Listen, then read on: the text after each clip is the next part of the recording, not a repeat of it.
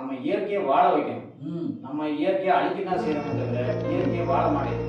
இயற்கையை இனிமேல் வாழ வச்சா பிரபஞ்சம் நம்மளை வாழ வைக்கத்தான் செய்யும். ஆனா இனி வருங்காலங்கள்ல மாற்றங்கள் நிறைய இருக்கதான் செய்யும். மக்கள் இயற்கையை நோக்கி திரும்புறாங்க, மரம் நடுறாங்க, இயற்கையான தண்ணீரை குடிக்கிறாங்க, இயற்கையான காற்றை சுவாசிக்க போராடுறாங்க.